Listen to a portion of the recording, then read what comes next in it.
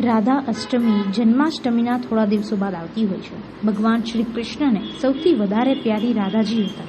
એટલે જે લોકો જન્માષ્ટમી કરે છે અથવા તો ભગવાન કૃષ્ણના ભક્ત છે તેમને રાધા અષ્ટમી કરવી જોઈએ. કારણ કે ભગવાન પાસેથી કોઈ પણ વસ્તુ જોતી હોય તો રાધાજીની સેવા કરવાથી તરત જ મળે છે અને ખૂબ જ સારું પરિણામ મળે છે. આજે આપણે જાણીશું કે આ રાધા અષ્ટમીની પૂજા કેવી રીતના કરવામાં આવે છે, એની ઉજવણી કેવી રીતના કરવામાં આવે છે. રાધાજીનો જન્મ બપોરના 12 વાગે થયો હતો, જ્યારે કાળિયા ઠાકરનો જન્મ રાતના 12 વાગે થયો હતો. હું ડૉક્ટર હેતલ પ્રજાપતિ.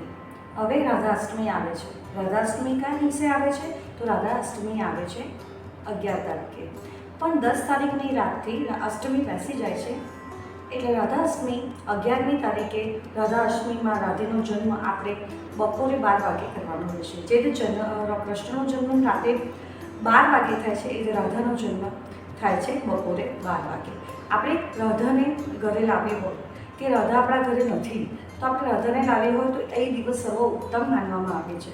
રાધા અષ્ટમીના દિવસે અગર તમારે રાધા લાવી નથી અને ઘરે રાધા અષ્ટમીની પૂજન કરવું છે તો તમે પૂજન માટે સોપારીનો ઉપયોગ કરી શકો છો. કાં તો આવા નાના રાધાજીને લાવી એમનું પૂજન કરીને રાધાષ્ટમી કરી શકો છો.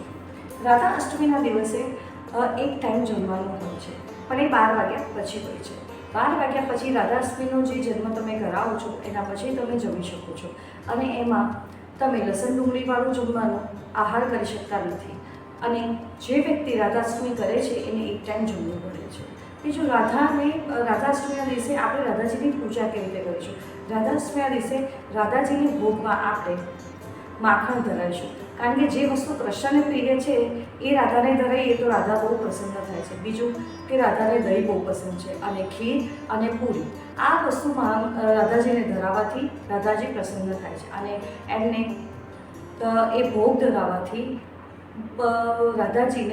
રાધાજીને ઘણું ગમે છે. રાધાજીને અષ્ટમીના દિવસે આપણે 12 વાગે જે આ ભોગ ધરાવીએ છીએ અને પછી એ અષ્ટમી પત્યા પછી આપણે શું દાન કરવું જોઈએ? તો રાધાજીના અષ્ટમીના દિવસે આપણે દહીંનું, દૂધનું અને શાક કાં તો ખીરનું દાન પણ કરી શકો છો. રાધાજીની ખીર પણ બહુ પસંદ છે અને ખીર તમે નાના બાળકોને ખવડાવો તો ઉત્તમ માનવામાં આવે છે.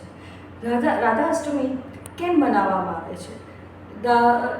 એનું શું છે, પ્રથા શું છે? કૃષ્ણને સૌ પ્રિય રાધાજી છે.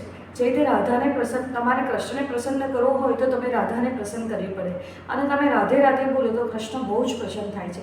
એટલે જે વ્યક્તિઓ કૃષ્ણની સેવા કરે છે, ઠાકોરજીની સેવા કરે છે, એ લોકો રાધાષ્ટમી કરે તો કૃષ્ણ પ્રસન્ન થાય છે અને કૃષ્ણની વધારે નજીક થાય છે. તો રાધાષ્ટમી કરવી એ ઘણું સારું સાબિત થાય છે. અને તમે એ ટાઈમે કોઈ પણ મનવાંછિત વ્રત રાધાજીને કરો છો તો એ વસ્તુ કૃષ્ણ પરિપૂર્ણ કરે છે.